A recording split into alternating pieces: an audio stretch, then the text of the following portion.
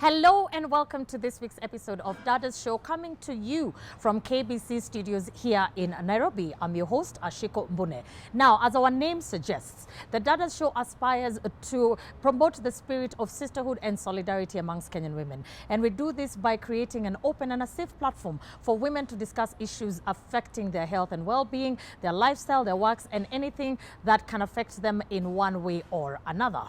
Now, the loss of a limb can be devastating. And of course, this can cause a significant disruption in different aspects of an individual's life. Now, on top of loss of mobility, there's also the loss of a person's independence and also the lack of participation in certain activities. These are some of the physical challenge. People who have lost their limbs have experienced a multitude of emotional and psychological challenges as well. One might actually think that their lives are over, right? Wrong. As the legendary Oscar Pistorius showed us, and of course my wonderful panelist today will tell us, life is definitely not over for amputees. It is very possible to thrive, to live, and to excel in everything that they are doing. So to find out more about these wonderful ladies who have joined me on this episode of Dadas Show, just hold on. And of course, we always look forward to hearing from you on all our social media platforms at KBC Channel 1. You can also join me on my personal page at Ashiko the host across all social media platforms. We are also very excited to introduce to you that we have a newly launched Facebook page named Dadas Show KBC on Facebook. Interact with us. Let us know what you think of this and any other episode that we have aired before. Give us your feedback, give us your questions, give us any suggestions that you may have, and even criticism, if any. So before we jump into today's conversation, let's take a look at the following feature. Amputation is surgery to remove all or part of a limb or the edge. One may need an amputation if you have undergone a severe injury or infection or have a health condition. Common types of amputation involve above knee amputation, removing part of the thigh, knee, shin, foot or toes. Below knee amputation, removing the lower leg, foot and toes. Arm amputation, hand amputation, finger amputation, foot amputation, removing part of the foot or toe amputation. Amputation can be necessary to keep an infection from spreading through your limbs and to manage pain. The most common reason for an amputation is a wound that does not heal. Many people live a healthy, active lifestyle after an amputation, but it may take time to get used to life without a limb. In Kenya, rarely do amputees come out and speak openly about their experiences. If you're facing an amputation, understanding what to expect can help you adjust to your new life and the coming changes. The rehabilitation process starts when possible, even before the surgical procedure, and this is called prehab.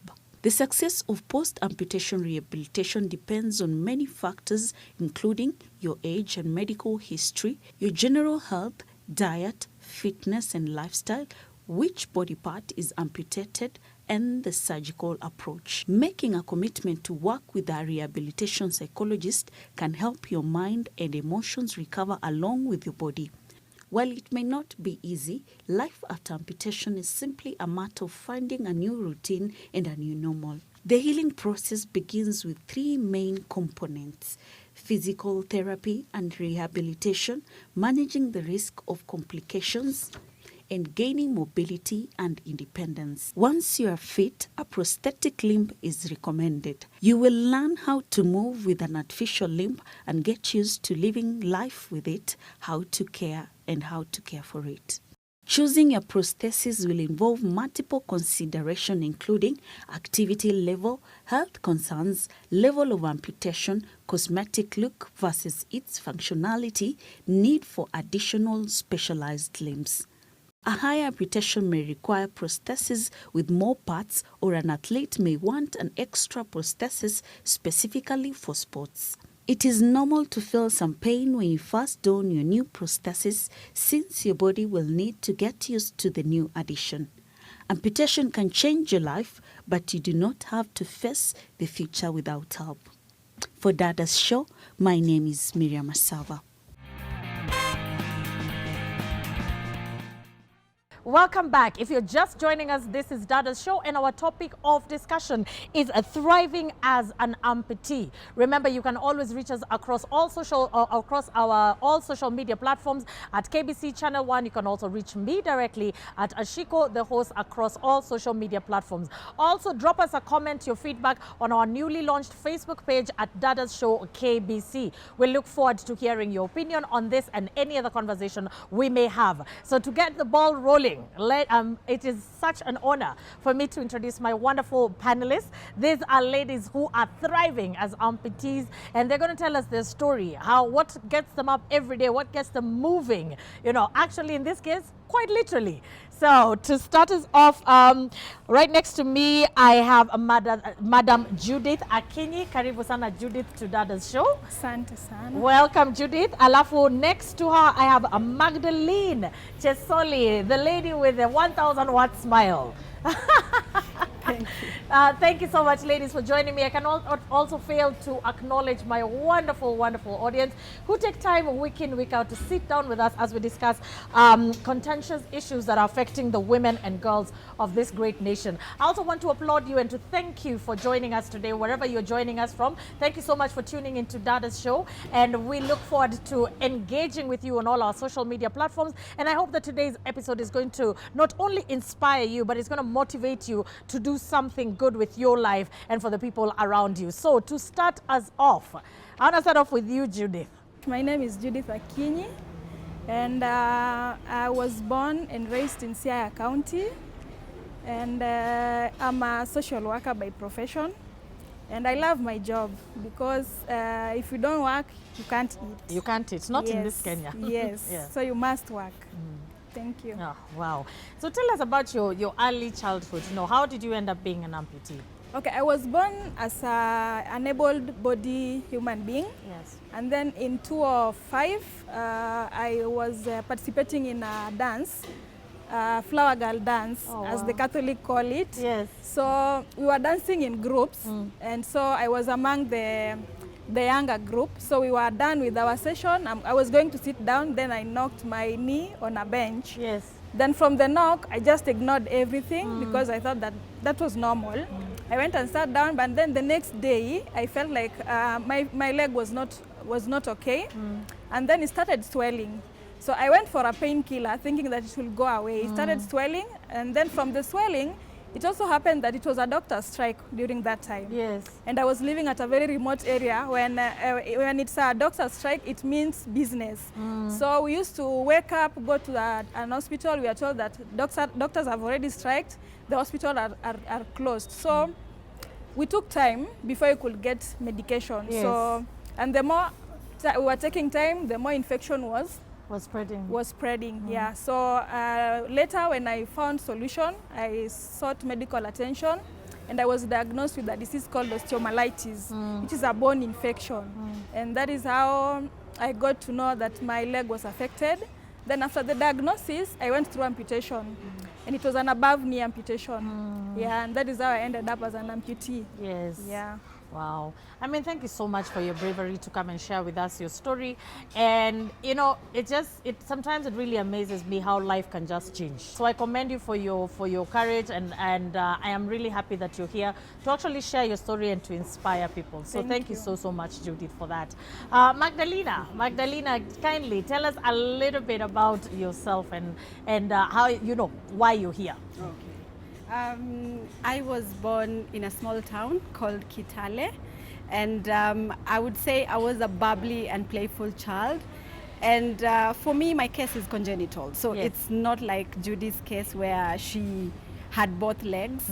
For me, I was just born like that, with one missing leg. It's halfway. Yes. And just growing up as a child, as bubbly as I was and playful as I was using a very long crutch for mobility. Yeah. And anyone who's used a crutch would tell you how cumbersome and hard it is. Because for me, what used to happen is, as much as I was that playful, most of my clothes would get torn around the knee area and also the armpits area where it would darken. And I don't think that used to deter me or even made me feel like I'm not normal, because even the kids I used to play with who are my friends, they didn't like kind of bully me or even discriminate me or even question how come you have one limb. They just accommodated me and they were very friendly. So I also like to call myself a community child because I was not just raised by my parents. I also got the opportunity to be raised by my grandparents and also my uncles and aunties. And so the better part of my primary life, I was in Kitale. Then I moved to Kisumu for my high school. And I'd tell you, when I joined high school, I went to a special school. For me, it was a cocktail of emotions because I think it hit me so hard, and I realized, oh my God, my parents don't love me. Why are they bringing me to such an environment? I thought I'm okay. I don't have any issues, you know. And I really had to adjust to the new environment and get used to it, as much as it was hard at the beginning. But it ended up to be a very beautiful place. Then I got an opportunity to also go to the university. I went to Masinde Muliro University and did my degree. And so far so good. So I'm happy to be here.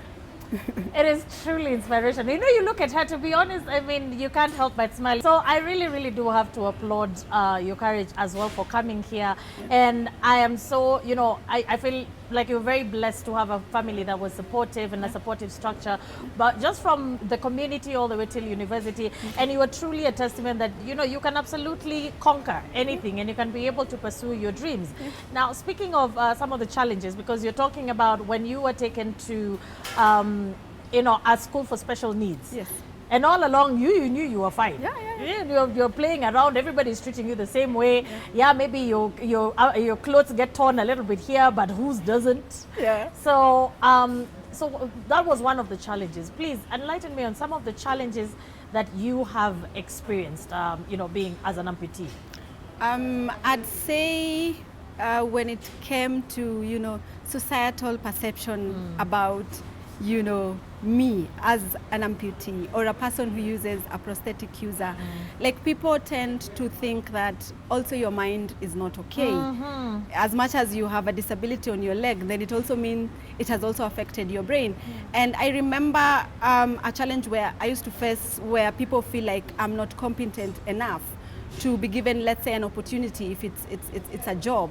And I remember one of the ladies, they didn't necessarily say it to my face, but they said, huyu dem anajisikia sana na ako na mguu mbaya, hawezi vaa heels. And for me, you know, when you hear such words and you have this kind of a disability, it hits. And you're like, oh my God, anyway, she's saying the truth. It's true, I have one leg, yes, but it doesn't mean that I'm limited to, you know, other things. So one of the challenges that I've faced or gone through is just discrimination. That is one of the things. And then the other thing is, for us ladies, maybe she'll also give her own perspective when it comes to relationships also, where men are looking for the perfect girl, someone who has, you know, everything right. And as long as you've accepted yourself, then that shouldn't be an issue. And I'm grateful for me that is not an issue. But I'm trying to imagine for someone who is in the rural area and probably they are hoping to get married, hoping to be in a relationship, but what is hindering them is probably that disability, that you don't have one leg or you don't have both legs. And it can take a toll on someone's mind.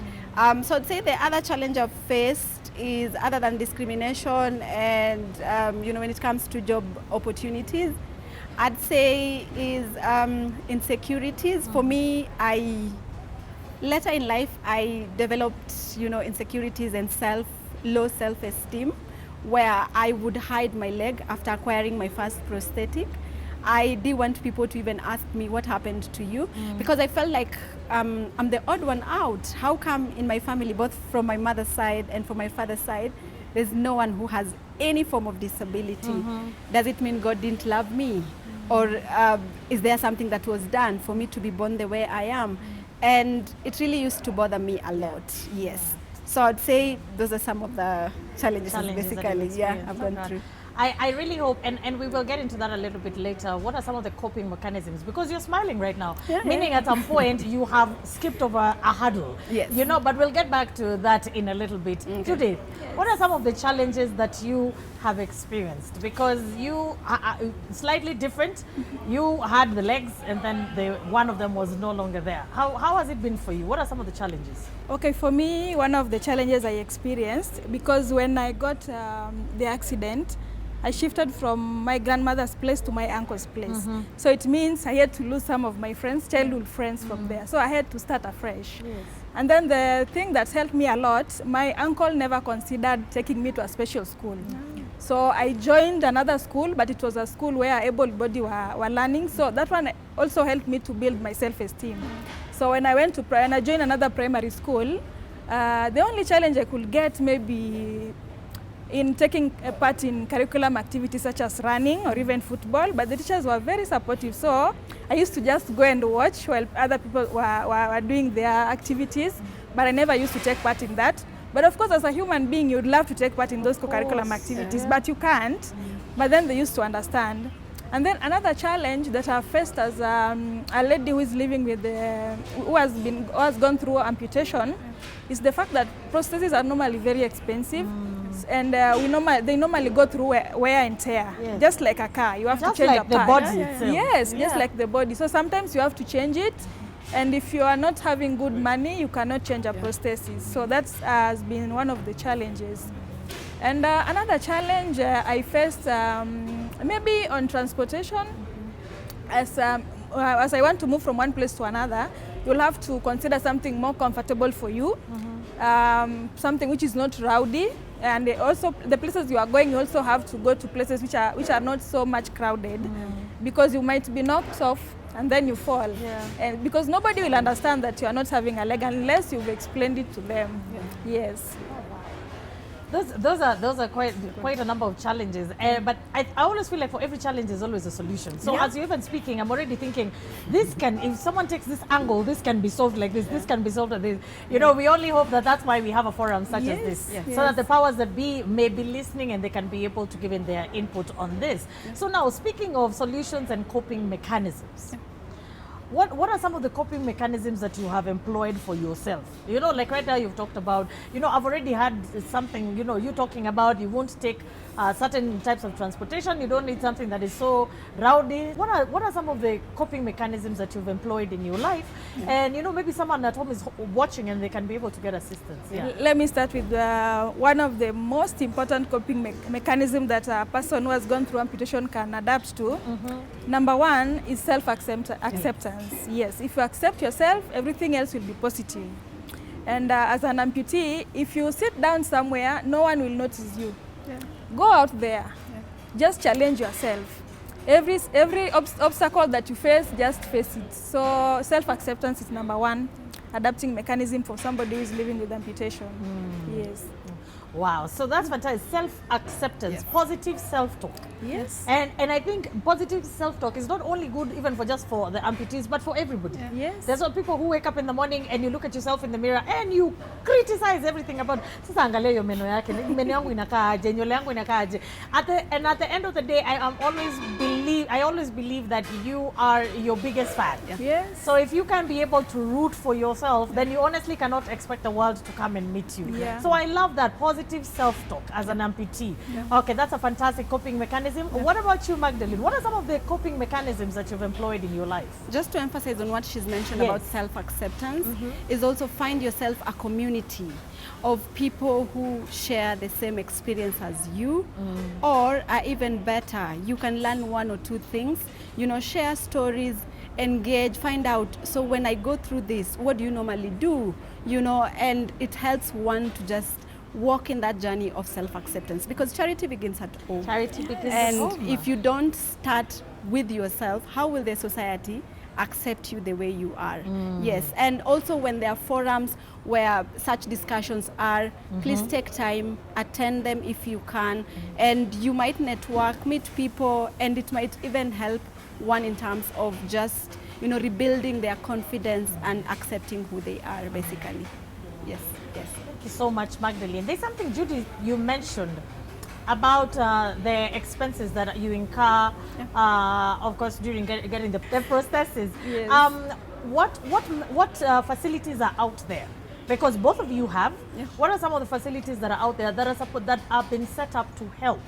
People, from, of course, low-income areas, because losing a limb, either naturally or an accident, happens to everybody. It does not have a price tag. It doesn't say tutaenda kwa hawa watu peke yake. Yes. So what are some of the things that you know about facilities and organizations that are there that help out in acquiring a prosthesis? Okay, there are facilities like at the county level, you can go to county referral hospitals. They normally have an orthopedic department. So in any orthopedic department, if they have all the machineries and the materials, you can be able to be assisted at the county level. If not at the county level, we also have some other organizations which are operating on private. And with the organizations which are operating in private, of course, not everybody can afford them, but they are there. Yes. And they have better machineries, they have better components for prosthesis, and you'll get better when you go for private organizations which are dealing with prosthesis. Yes. Oh, wow. Thank you so much.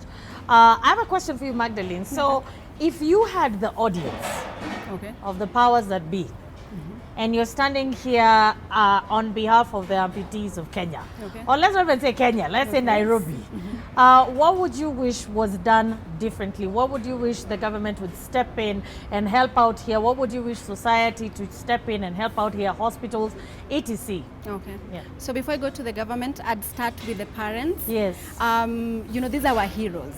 These are people who make us be who we are. And the fact that they are willing to support us, they are willing to stand with us, whether you were born like that, whether you had diabetes or osteomyelitis like her case, or whether you were involved in an accident, them just standing with us, I want to commend them. They should just keep on with the spirit. They never know this particular child may grow up and become, a better person and even help them as they grow. And for the government, as she mentioned, acquiring a prosthetic, it's very expensive. I can just imagine for a parent who is in the rural area, let's say even Turukana or Samburu, and this child keeps on growing every year. Does it mean they'll have to be buying this particular child a new prosthetic system? Because it doesn't grow. Your other leg grows, but this particular one does not grow. So I'd love for the government to, have universal medical coverage, where even NHIF can cover for such expenses, or even other medical insurance companies that can implement. And the other thing is the government to also assist in terms of creating awareness, because we are lucky we are here in Nairobi. Yes. We have accessibility to information, or even just having the community of fellow amputees. But I'm trying to imagine for someone who is out there, how will they know that, well, I have this kind of amputation or disability, but how can I accept myself and just live life normally just like any other person? So in creating more awareness, that would even spread the word and make people know that there's life after amputation. It's not a death sentence. It's not a death. I like that. I like that a lot, because I think sometimes I always keep on believing that if information is power. Yes. And people who don't know, there's a lot of ignorance. People who don't know, like, someone will come and say, oh yeah, you know what? Just speaking to both of you ladies, you are as sharp as, what's a sharp thing? A needle. What's a sharp thing?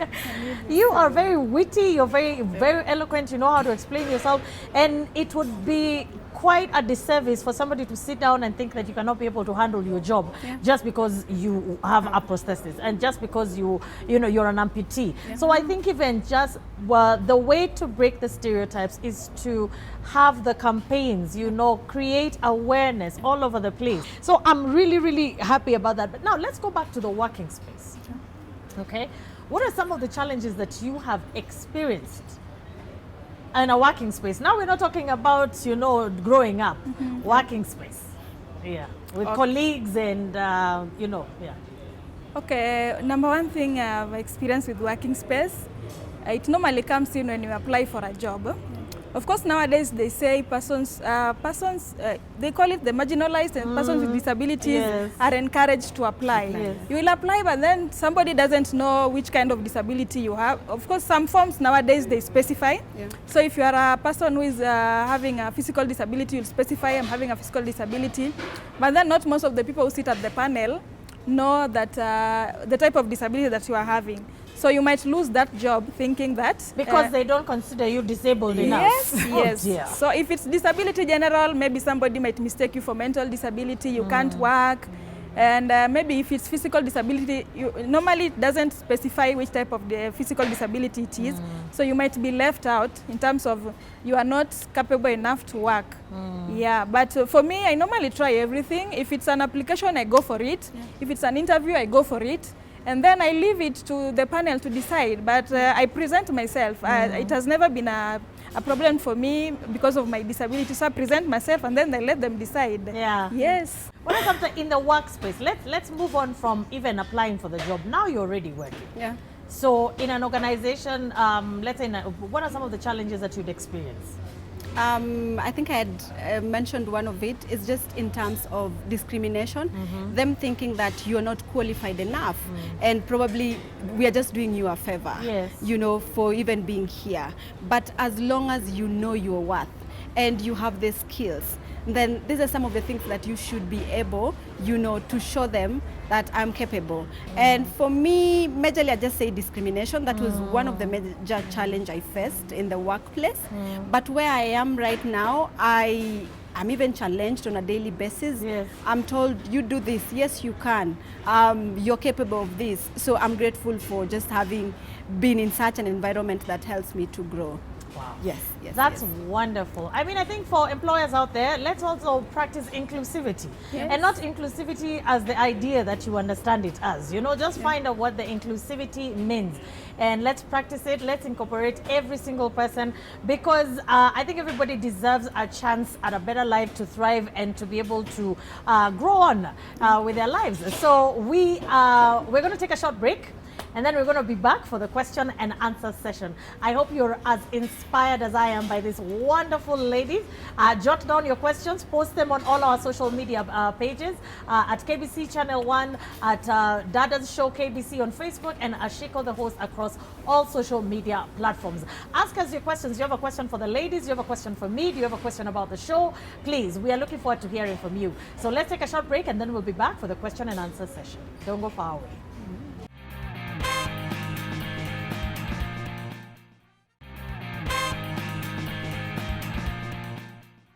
Welcome back. Remember, our conversation of the day is thriving as an amputee. And I hope that you have been able to learn a thing or two through our interaction with our wonderful panelists and their inspirational stories, their words of encouragement. And please let us know what you feel about this show and any other episode that we have aired before on our social media platforms at KBC Channel 1 or on my personal pages at Ashiko, the host, and our newly launched Facebook page at Dadas Show KBC. We're looking forward to your feedback. Now, over to my favorite part of the show where I give the opportunity to my wonderful audience to interact with my panelists. I'm sure they're jonesing with questions and they want to find out how is it, what is the maintenance like, what is that, so many questions. And we embrace all of that because this is a way of demystifying some of the myths and to be able to kill some of the stereotypes in a bid to create awareness in this kind of disability. Okay, so to start us off, we have June. June, karibu sana. You've talked about the price of the prosthetics being overly high. Like, I'd like to know what's the price range for them. I think Magdalene. Yes. Yeah. Remember, for me, I didn't have, you know, when I was born, I didn't have the other leg. So my parents did a bit of research just to understand how much would it cost for me to acquire one, as much as I was using a crutch. And the invoice we got was around 200,000 to 300,000 or even 400,000. And you see, that is for me because I am a below knee amputee. But for her case, she is an above knee amputee. So meaning the price is different. But you see, because of the changes in the world in terms of technology, there are companies that are coming up and trying to make it as affordable as possible, and not just create affordable prosthetics, but also quality. Because, you know, cheap can be expensive. Cheap is expensive. Yes. And you see, for someone who is in the rural area, cannot afford maybe 3 meals a day. So where are they going to get the money to buy a prosthesis that goes for 200,000, you know, or even 300,000? That's like buying land, you know. Yeah. You're right. That is like buying land. Yeah. Okay. Thank you so much. I hope your question has been answered, and I'm happy that, of course, the government and everybody is stepping in to create subsidies, and the technology is evolving to make these prostheses more affordable and more available to everybody. So, asante sana for that response. June, I hope that has answered your question. Next, we have Jewel. How was it the very first time you got your leg? How was it adapting? How did it feel like? I just want to know, how was it for the very first time when you got your leg? Okay. Yeah. And I'm sure that's a question that very many people have. Yes. You know, how was it? Did you, because the movies, sometimes they lie to us. Some of the movies, they lie to us that someone is fitted with an artificial limb, and the next thing is they're running 100, they're sprinting 100 meters. You know, please, I want both of you to share with me, what was your journey like to adjust? Because both of yours are different. One is below the knee, another one is above the knee. So please, for you above the knee, how was it? Okay, for me, the adjustment process starts immediately. You are told the fact that you have to go through amputation because you have to be prepared mentally, physically, and even emotionally. Some people, after going through amputation, they lose their lives because they were never prepared. So it has to be a mental preparement, physical preparement, and emotional preparement. So you have to go through counseling. And before you get the actual prosthesis, there's also something called test prosthesis. So that you can learn, because when you get an amputation, you go back to being like a baby. So you'll have to learn the steps again. So a test prosthesis will help you to get back on your feet and you gain that energy so that you can walk again. So when you get a prosthesis, sometimes for the first time prosthetic users, it might be a challenge because first of all, they are introducing a new thing into your life. So you'll have to learn on how to navigate with that prosthesis, of which you might get it and then you feel like something is pinching you and you are used to your leg, everything was just fine. And then you'll also have to change your lifestyle. Lifestyle in terms of you need to maintain your weight. You cannot go above, you cannot go below, because when you lose weight, you change your prosthesis. When you gain weight, you have to change your prosthesis. And then with the type of shoes, it has to be a comfortable shoes. There are some prostheses that you can use a heel. There are some prostheses that you cannot use a heel.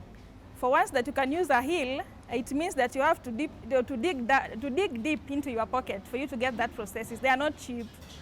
And so it's a whole process of adjustment in terms of your lifestyle, your psychological preparement, your mental health also, they have to incorporate that. Yes. Your physiotherapy exercise, you also have to go through physiotherapy because there are some nerves which have been tampered with. You will have to exercise for you to get along with the prosthesis. And then the training process, which we call the gait training, you get to learn on how to walk again like a baby. So you'll have to learn it.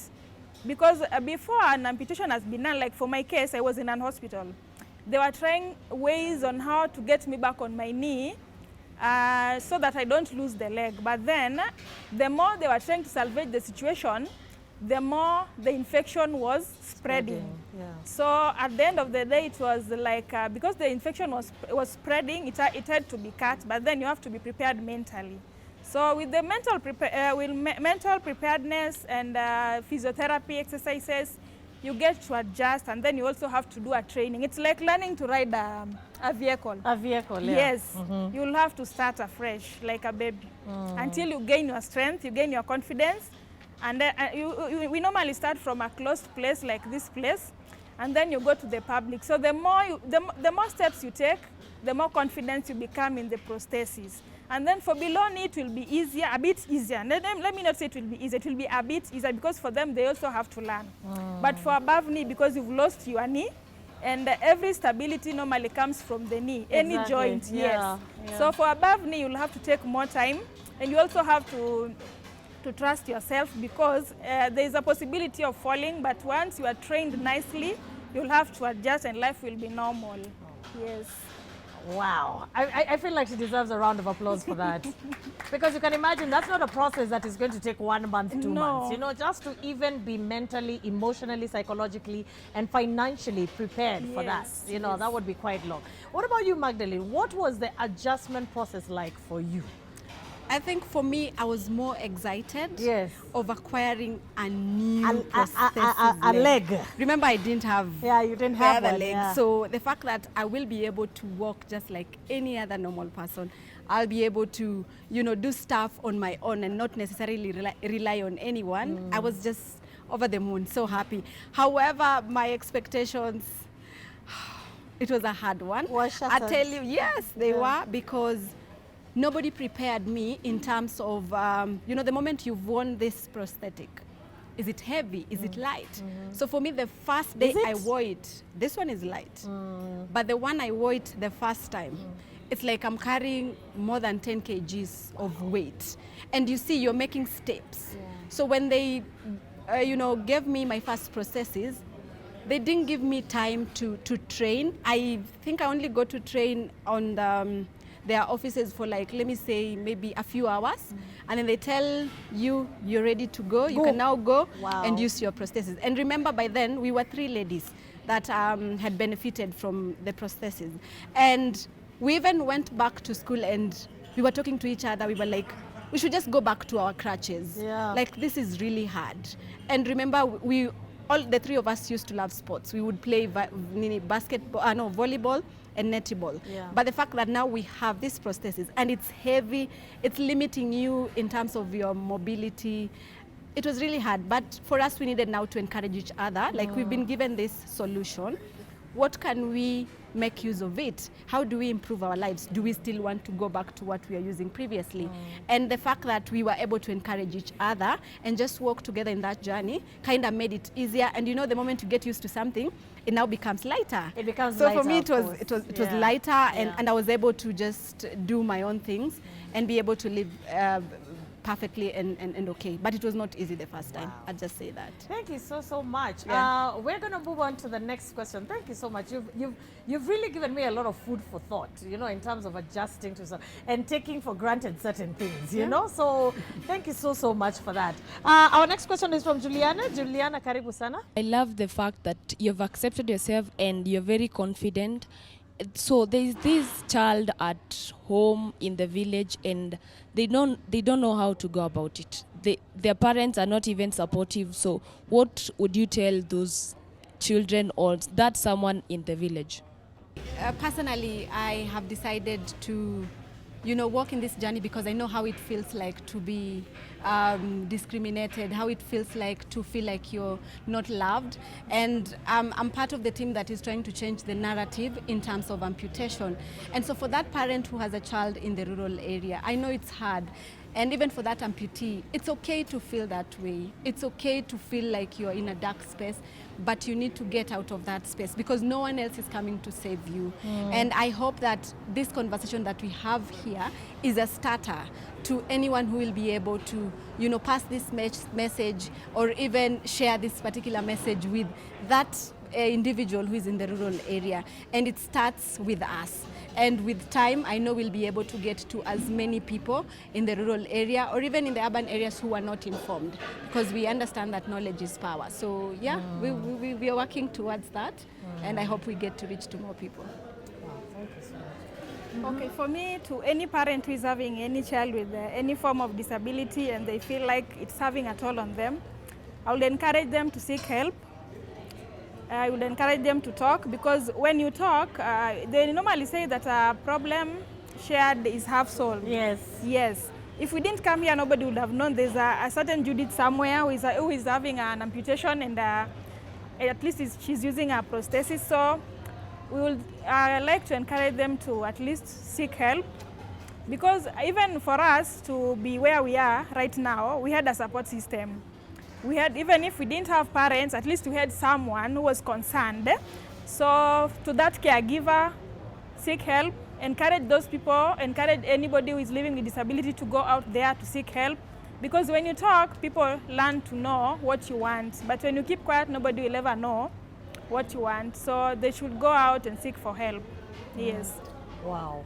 I think I always believe, like what you've said, a problem shared is a problem half solved. Yes. So the communities and the forums and the WhatsApp group and the Facebook pages and the organizations, there are organizations that have been set aside, to offer that kind of support. So if you're a parent out there, if you're a teacher out there, maybe you have a child or you have somebody in your life who is about to undergo the amputation or is amputated, and you just need more information. Remember, like you said, information is power. Knowledge is power. Yes. So perhaps some of the fears that you have can be able to be quelled once you share them with somebody. Juliana, I hope that question was answered.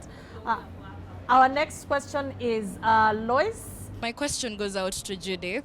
Do you ever feel like it's the government's fault for your condition, what with the doctor's strike being held on a day when you urgently needed medical attention?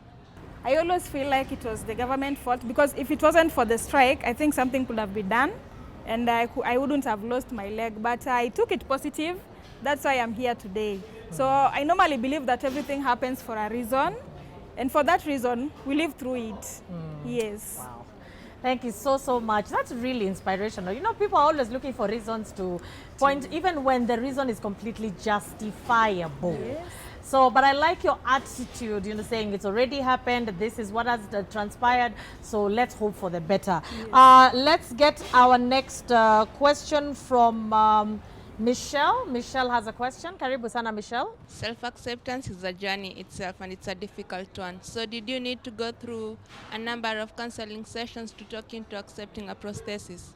That's a good question. You know, when we are talking about the psychological impact, because this is not just physical. Like we started off saying that there are physical challenges, but there are also psychological challenges. For me, I had to go through a therapy session because I needed an assurance that after losing my leg, I'll be able to stand up on my feet. And so, not just standing, but standing and at least living a near normal life, even for the fact that I have lost my leg. So I was taken through counseling. I was told, I was given an assurance by my guardian at that time. He assured me that even if you're going to lose your leg, we are ready to support you through this life. We are ready to get you a new prosthesis, or the one that we can afford, and we are also ready to support you through your education. You are not going to drop out of your education. So you need that support from the family support, and also from the doctors who are also going to walk through that journey with you at that time.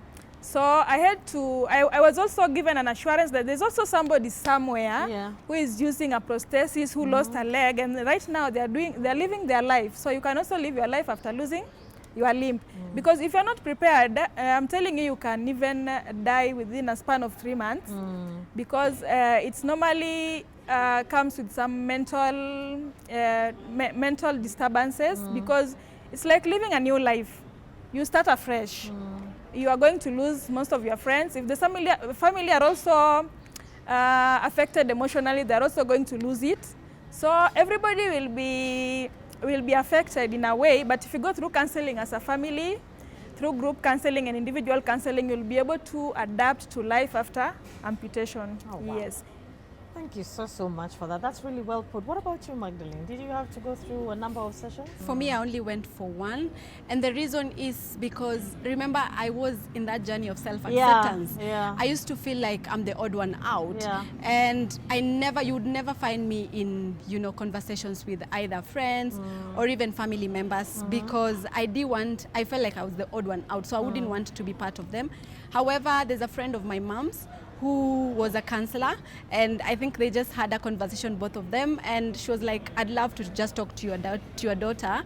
Well, I don't have anyone who has the same condition she has, or someone who is in disability per se, but I just want to talk to her and encourage her and let her know that she's not alone in this journey. And she was kind enough to even share with me photos of other people who are either amputees or people who are in the disability, area, telling me that, you see, she is like this or he is like this, but they have accepted and embraced who you are. So you also need to do the same. And I'm grateful for that opportunity, because now that is when I started my journey of self-acceptance. And also the fact that I had a very supportive family. They never gave up on me, because, it reaches a point you feel like I'm really trying to help you, but it's like you don't want to get out of that cocoon. You don't want to get out of that shell. And they were very patient with me, and they were very supportive. And I'm grateful for them. Now I'm here, I'm able to share my story. And I'm thriving. It's truly, ladies, you are truly inspirational. I don't think I can say that enough. So we will take our final question of the day, and that is from Mr. Emmanuel. It's the nature of God that we should grow with time. And as you said, you were not born that way. And it's a while when you were given the artificial leg. So my question is, once you go back to get another one, after you have increased in size, definitely you have to change it. Do you have to buy a new one, and what happens to the old one? Thank you, Emmanuel, for that question. Personally, for me, because I was growing and the whole of my primary life, remember I was using a crutch, so I didn't use a prosthesis.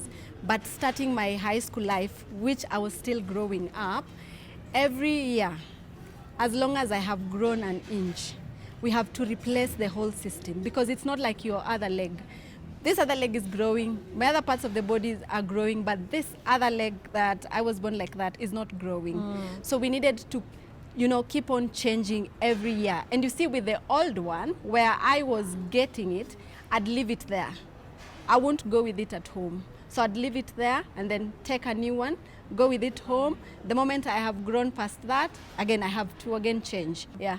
What other care methods do you offer for your prosthesis? So for me, I have something called a silicone liner, which I wear inside to help in terms of friction. Because when I'm walking for longer distance, my skin will come into contact with the socket. So this is called a socket, and it can cause friction. So I have that liner, and that liner has to be kept clean. So you can't wash it with water and soap. You have to wipe it and rub it with a soft cloth. So that is one of the things that I normally take care of. And then even just my whole prosthesis. If I'm walking in an area where there's dust, I'll have to wipe it, because I don't want it to look, dirty and messy. It's your leg. It's my leg. It's part of me. I have a question for you, Judith. There's something you mentioned earlier about weight. How do you maintain your weight? How do you maintain, not even so much maintain, how do you keep healthy so that you don't have to be replacing your prosthesis every 6 months because you've put on weight, you've reduced? What are some of the exercise or diet regimes that you have? Okay, personally for me, there's something called a socket. Like the whole prosthesis, there's something called a socket. And the socket is the most important thing on a prosthesis, and then we have the joint. So with the socket, it's like the part of the limb that was amputated normally goes through the socket. Now imagine if you have added weight, it means that that socket won't fit you. So you'll have to change the whole thing. So for me as Judith, when I want to maintain my weight, of course, I'll have to, I eat anything during the day, but then during the night, I make sure that I don't eat anything past 8 p.m. So that I don't sleep on a full stomach that can maybe trigger some weight gain. Yes, for me, that is what I eat. And also eat balanced diet. Yes. And of course, I have to eat. So for me to maintain my energy, I also have to eat. So I eat anything. I'm not selective with anything. But then I have to be careful on when I eat. And of course, the portions. Yes, and the portions. Oh, wow. What about you? I watch on my portion a lot. And most people tell me, how we've never seen you grow, bigger than this. It's because I know if I just, don't take care of my body, then that means, am I ready to acquire a new socket? Am I ready to acquire a new system? So other than just watching, watching on my portions, I also do a bit of exercise, whether it's yoga, a bit of some stretches, a bit of some squats. And every time I go and weigh my weight, I'm able to know, okay, I am past this number of kgs. I need to go back. I need to watch back, and just be able to know that I'm in the correct, weight size. Yes. Oh, wow. One more question I have for you is, you did mention having to replace them yearly. Yes. Is there a system, is there a trade-in system? Because I'm thinking that is really expensive and a child has to grow up. Yeah. So is there a system that has been put in, in the hospitals or whatever, where what you used can help somebody else? And what somebody else used, or it's those ones, your socket is your socket, it cannot go to anybody else. Yes, because just like your clothes, the way you're dressed in this nicely dressed, I don't think any of us can fit the dress the same way you fitted in it, And so when it comes to sockets, we are all different sizes. As much as I can see, we have people who are either my size or even her size. I don't think they can also fit in our sockets. Wow. So one has to go get the measurements, correct measurements, because it has to fit you well. It doesn't have to be bigger or smaller. It has depending to fit on in that perfectly, size. yeah. Yes, it has to fit you. So those are some of the things that have to be considered. The measurements of your stamp, and then a bit of training for you now to be able to walk normally, like how people are seeing me walking or even her walking. Yeah. Thank you so much, ladies. Really thank you. We have come to the end of today's episode. I want to give you both an opportunity to give us your parting shot. Give us a word of advice, cautionary tale, whatever. Just give us your parting shot for this particular episode. Okay. Let me start it off. Don't be scared, actually. Because at some point in life, we were all born normal. There are people who are born normal with their life being normal. But then at some point in life, we might meet some predicaments. Yeah. Normally, keep it in mind that disability is like a club. We can join it anytime. We are still living in a world whereby accidents are prone. So we can get involved into any accident. So if you get someone who is using a process, at least try to know. Even if that information is not going to help you, you can share it with someone else. Because I'm sure there's somebody somewhere who is seated somewhere who doesn't know there's something called prosthesis. And they are amputees. So be ready to learn any new things apart from that goes beyond your comfort zone. Yes. So that this information you can also share it with someone else.